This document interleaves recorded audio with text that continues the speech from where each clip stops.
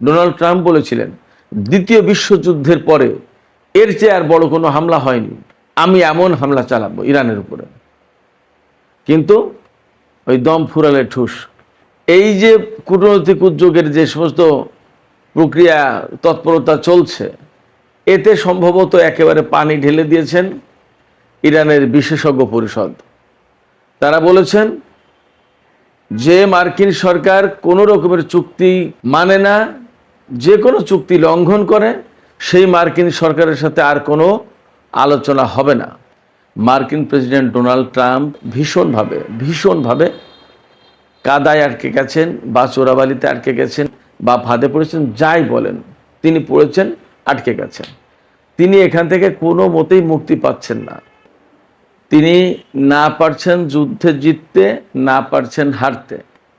কি এক ভয়ঙ্কর সংকটে তিনি এখন হুমকি দিচ্ছেন, ইরান যদি চুক্তি না করে তাহলে ইরানের নেতাদেরকে শিরোচ্ছেদ করা হবে।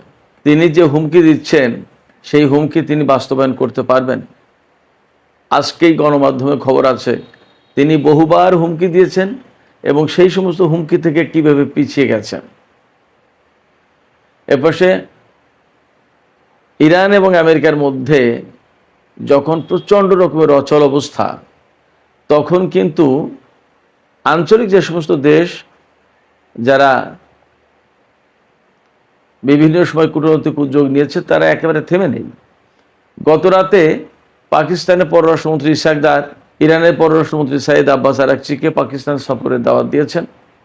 আর পাকিস্তানের জাতীয় সংসদের স্পিকার আয়াজ সাদিক ইরানের জাতীয় সংসদের স্পিকার মোহাম্মদ বাকের কলিবাবকে পাকিস্তান সফরের দাওয়াত দিয়েছেন।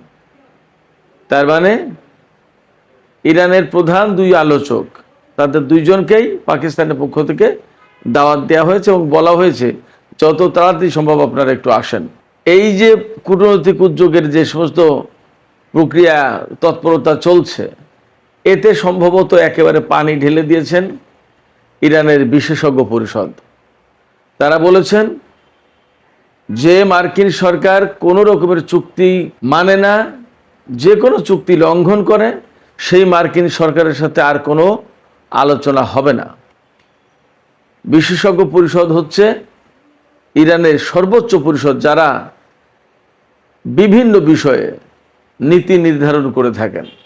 এটা খুবই গুরুত্বপূর্ণ একটা পরিষদ এবং তারা এও বলেছেন ইরানের সমস্ত কর্মকর্তাকে সর্বোচ্চ নেতা সাইদ মুস্তফা খামেনির দিক নির্দেশনা মতো কাজ করতে হবে, এর বাইরে যাওয়ার কোনো সুযোগ নেই।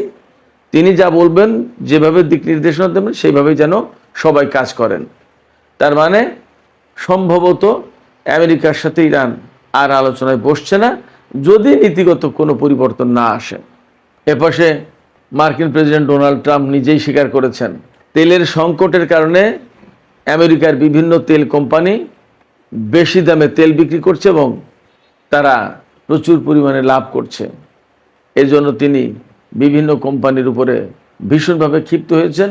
তিনি কোনো কোনো কোম্পানির প্রধানকে গালমন্দ করেছেন। এপাশে সবচেয়ে মজার খবর হচ্ছে, খবরটি ছড়িয়ে পড়েছে সামাজিক মাধ্যমে, মেইন স্ট্রিম গণমাধ্যমে আসেনি। আমি জানি না আসলে কি হচ্ছে, বাট খবরটি এইরকম যে বাহরাইনে মার্কিন যে সামরিক ঘাঁটি আছে, তাতে নাকি বাহরাইনের জনগণ যারা এই যুদ্ধের বিপক্ষে, তারা সেই ঘাঁটিতে হামলা চালিয়েছে। এই খবরের সত্য মিথ্যা এখনো নিরপেক্ষভাবে যাচাই করা যায়নি, কিন্তু সামাজিক মাধ্যমে এই খবর ছড়িয়ে পড়েছে। বাট বাস্তবতা কি? বাস্তবতা কিন্তু এর চেয়ে আরো কয়েক ধাপ এগিয়ে সম্ভবত। এই বাস্তবতাটা কি, আমি আপনাদেরকে এটা নিয়ে বিস্তারিত আলোচনা করার চেষ্টা করব। দর্শক, আশা করি আজকের এই আলোচনা খুব গভীর তাৎপর্যপূর্ণ আলোচনা হবে এবং আপনারা শেষ পর্যন্ত সঙ্গে থাকবেন। নিশ্চয়ই আলোচনা ভালো লাগবে। আর যদি আলোচনা ভালো লাগে তাহলে লাইক, কমেন্ট, শেয়ার করবেন এবং চ্যানেলটি সাবস্ক্রাইব করে সাথেই থাকবেন। দর্শক, চলুন আমরা বিস্তারিত আলোচনা করি। প্রথমে যে কথা বলছিলাম, মার্কিন প্রেসিডেন্ট ডোনাল্ড ট্রাম্প ভীষণভাবে কাদায় আটকে গেছেন, বা চোরাবালিতে আটকে গেছেন, বা গেড়াকলে পড়েছেন, বা ফাঁদে পড়েছেন, যাই বলেন, তিনি পড়েছেন, আটকে গেছেন। তিনি এখান থেকে কোনো মতেই মুক্তি পাচ্ছেন না। কেন মুক্তি পাচ্ছেন না? তিনি তো মার্কিন প্রেসিডেন্ট। তারা দাবি করে, বা বিশ্বের বহু মানুষ এভাবেই মনে করে, যে আমেরিকা তো বিশ্বের 1 নম্বর পরাশক্তি।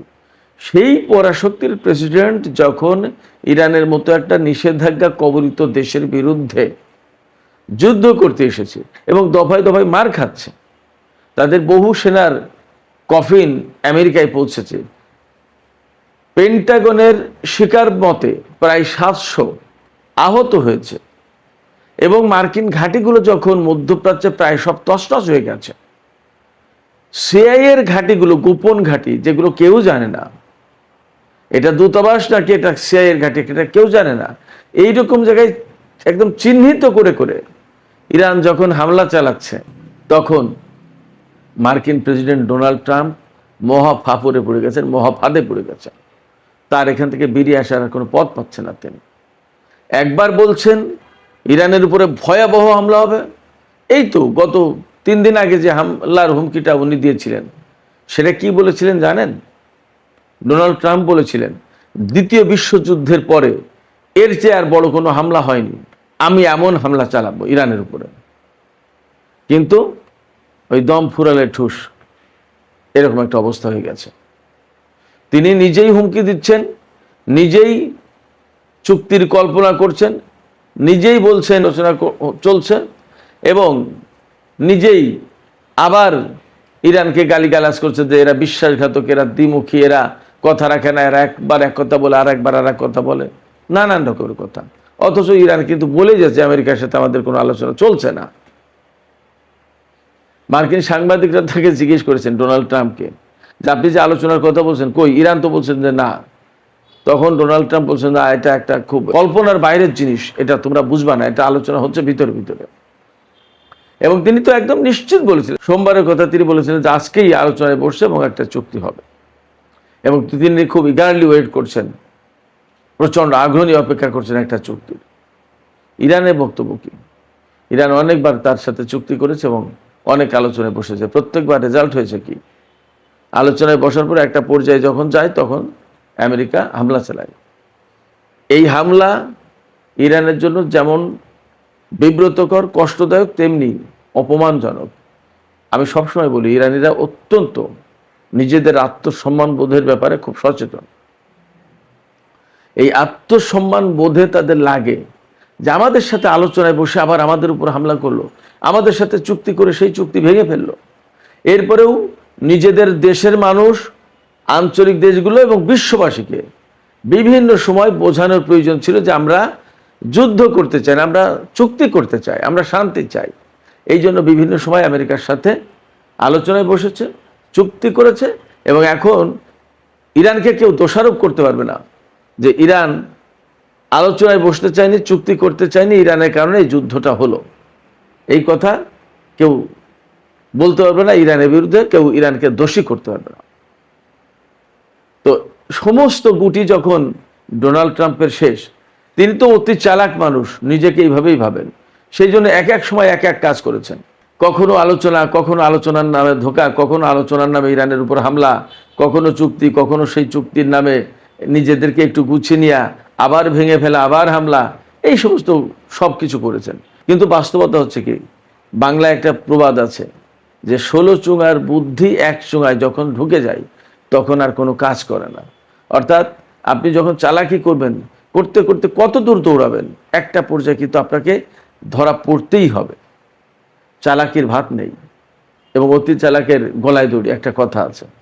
যে সমস্ত সব কিছু মিলে ইরানকে বারবার অপমান করার চেষ্টা করেছে, ধোঁকা দেওয়ার চেষ্টা করেছে, এবং ইরানকে বিব্রত করে একটা পরিস্থিতি ফেলে তার উপর যুদ্ধ চাপিয়ে দিয়ে তাদের বৈধ সরকারকে ক্ষমতাচ্যুত করার চেষ্টা করেছে, বৈধ অধিকারকে ধ্বংস করে দেওয়ার চেষ্টা করেছে।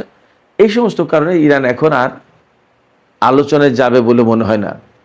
বাকের কলিবফ বা আব্বাস আরাকচি বা অন্য কেউ আলোচনায় যেতে চাইলেও ইরানের সর্বোচ্চ নেতার পক্ষ থেকে এবং বিশেষজ্ঞ পরিষদের পক্ষ থেকে যে বক্তব্য আসলো, এই বক্তব্যের পর আর আলোচনা হবে না।